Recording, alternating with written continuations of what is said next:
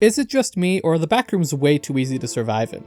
What started off as being dropped into a bunch of infinite yellow hallways with no way of getting out, has basically just turned into an isekai a lot like Log Horizon or something. Most of the levels are no longer empty, with a lot of them having settlements and villages and trade routes between different levels. The wheat level sends bread to the other levels, and so everyone has bread now, that kind of stuff. What initially was just an infinite empty expanse you would end up in and die, is now just an alternate dimension where people are slowly exploring and colonizing it as they go. So let's say you do fall into the backrooms, you no-clip through reality. Well, chances are you end up in level 0. Level 0 is arguably the hardest part of the backrooms if you start there. Cause level 0 is empty and desolate, you can't find other people, there's no food or supplies. The only way to leave is to no-clip through the floor again.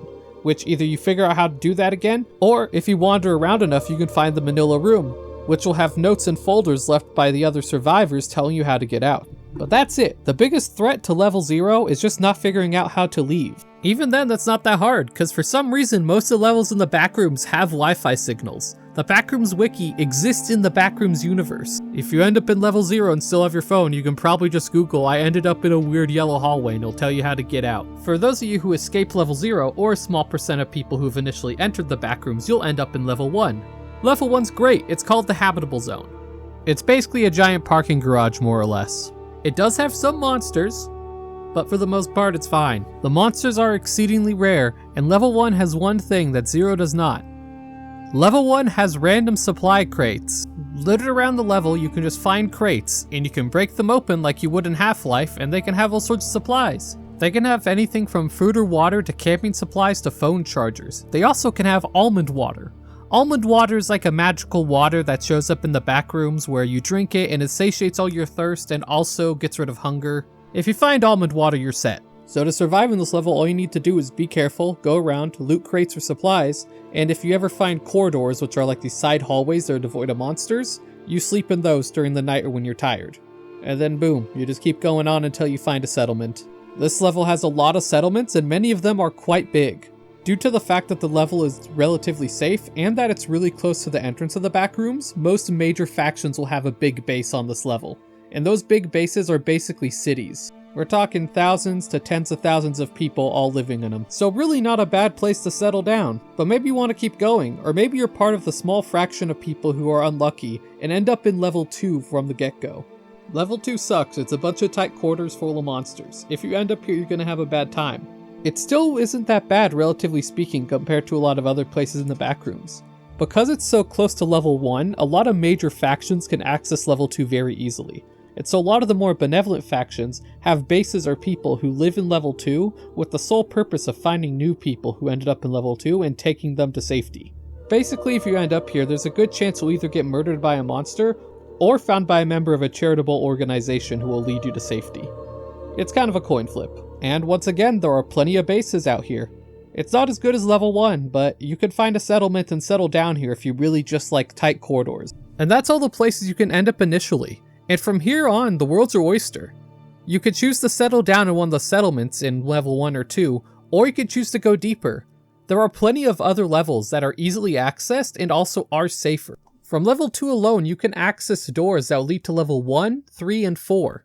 Level 3 is incredibly dangerous, but it's really hard to end up there accidentally, so you really don't have to go there if you don't want to. From level 1, you can access a place called the Hub, which is a giant tunnel full of one-way doors that lead to other levels. The doors to level 1 and level 11 apparently are always opened, and level 11 is a great level to go to. Level 11 is a big city that's full of people and supplies. If you want to settle down anywhere in the initial levels, it's your place to go. It's relatively easy to get to, and there aren't that many hostile things there, and all you have to do is find one of the many communities strewn across it. Did I also mention that it's outside, or at least what approximates outside in the backrooms, so you don't have to live in a tunnel all day. If you don't like 11, it has exits that lead to a bunch of other levels. One of my favorites is you can go freely from level 11 to level 10, back and forth, either way. Level 10 is a giant wheat field that has a town in the center. Lots of people live in the houses strewn across the wheat fields, while others have taken residence in the empty town in the center of the level, turning the empty town into an actual town. Both of these levels are connected and contain communities of people, plenty of supplies, and outdoors. And they're relatively easily accessed. Other early on levels that are great to live in You have 4, which is completely safe and just an office building full of supplies. There's also 5, which is an infinite big hotel. It's a bit less safe than other levels, but it also is full of people who've set up shop. One group of people set up an actual hotel in a section they took over, so you can go there, pay money, and stay a few nights. The only early levels you should avoid are 3, 6, 7, 8, and 9. They all suck for various reasons. Though 6 might be worth risking because you have a chance to end up in the infinite snack dimension.